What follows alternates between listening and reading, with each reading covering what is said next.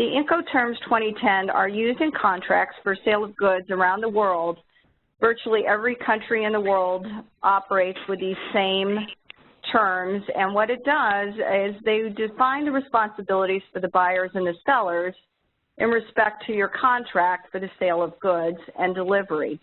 In total, there are 11, and each of the 11 are different in some way, and we're going to go through those today and discuss which ones are best to remain in control. As Chip emphasized, it's very important for you to remain in control of the process and documentation in order to get paid promptly for the sale of your goods.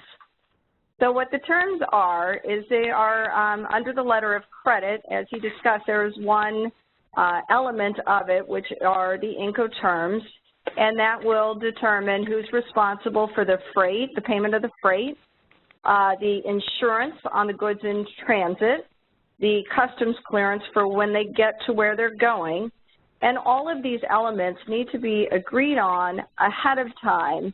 You don't want to get in the middle of a transaction and not know clearly who's responsible for what. You could ship your goods overseas, depending on the buyer to insure them.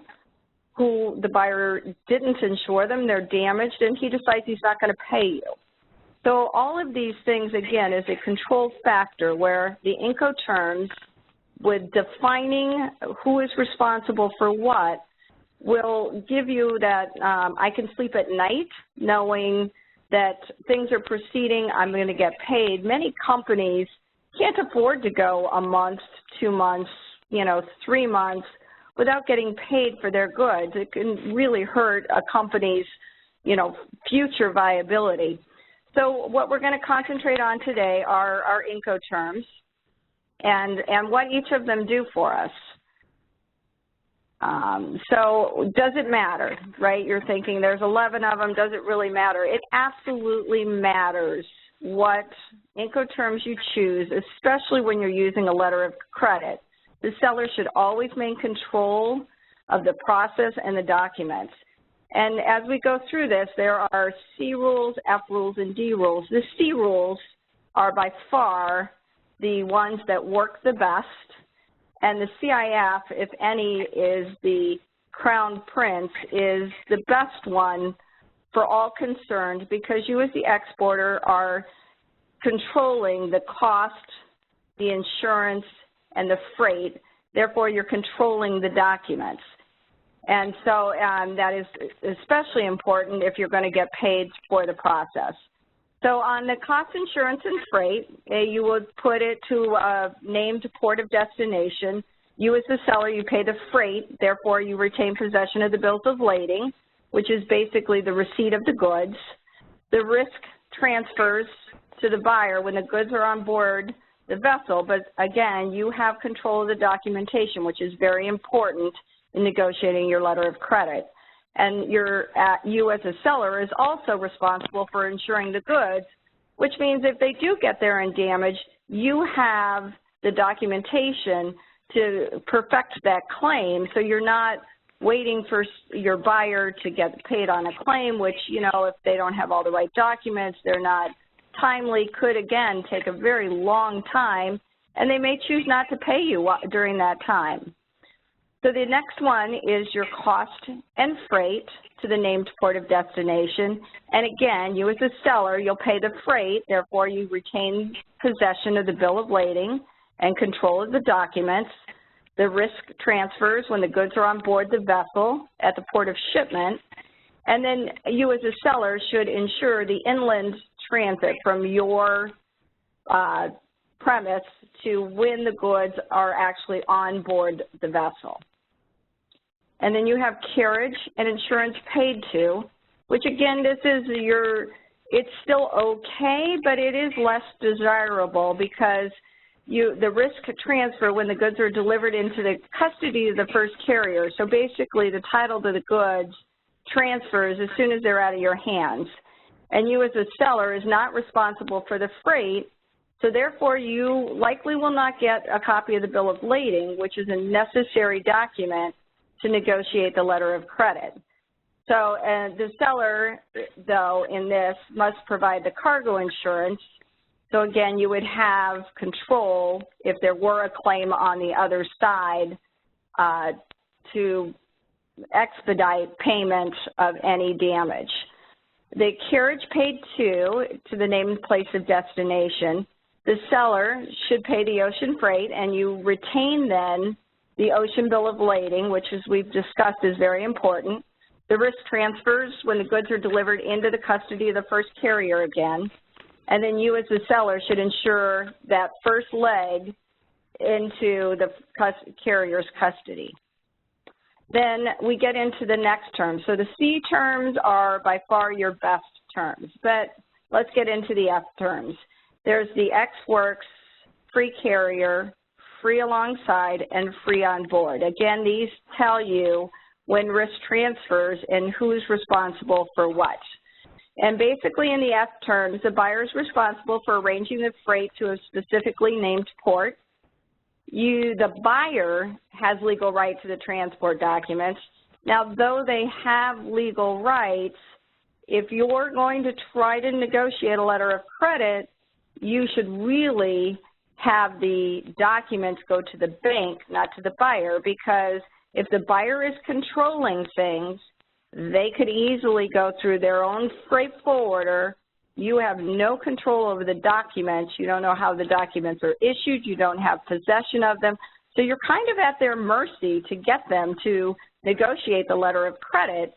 And as Chip said, the terms on these letters of credit, if you don't ship by a specific date, you know, it could be a discrepancy. And with the buyer controlling these, it becomes very difficult for you to negotiate sometimes, especially if the buyer is maybe a little unscrupulous or maybe is in a little cash flow situation, so he wants to slow things down. So let's go through each of these. The X works, so the seller makes the goods available at your own premise to the buyer. The risk transfers once the seller places the goods at a certain place of delivery that's agreed by a certain date. So an example would be this: you loaded the trailer in your yard, and then you're not responsible to insure past the yard. So that was your agreed date and delivery. And then your free carrier at a specifically named place, the risk will again transfer when you as the seller hands the goods over to the carrier named by the buyer at a place or point. So again, you've lost control because the buyer is controlling this situation. So the seller is not responsible for cargo insurance. So again, you're kind of at a risk that they're doing the right thing at the right time. So free alongside the ship means that you're agreed to deliver alongside the ship, so which would be at your ocean terminal, your airport, etc. The risk transfers upon delivery of goods to the vessel, the airline, and the seller should insure the inland transit from the plant to alongside the vessel. Otherwise, you could have a problem if it's damaged before it gets there. Free on board is the risk transfers when the goods are actually on board the vessel. You should, again, insure the inland transit from the time it leaves your plant to the point it gets on the vessel. And in this, you would have the insurance certainty, but not the documents for the ocean bills of lading. And then we get into the D terms. And these are by far the less desirable of the terms when working with letters of credit. They're delivered at terminal, delivered at place, and delivered duty paid. So the seller pays all the freight charges and is responsible for delivering the goods to a specific place. And then the shipping documents are given to the buyer. So this, again, indicates you've lost control of the documents, which are very important. Delivered at the terminal states that the delivery occurs at the named destination, and they're put at the buyer's disposal. And it's similar to any multimodal terms where a specific port and delivery is named. So the goods are delivered with the seller, you, bearing all the risk and costs, but again, you don't have the documentation at your disposal. And then delivered at place, the delivery occurs at a named destination. It's similar to DAF, DES, and DDU. These terms can be used for any multimodal maritime transport, and the goods are delivered with a seller, again, bearing all risks and costs to a particular named destination.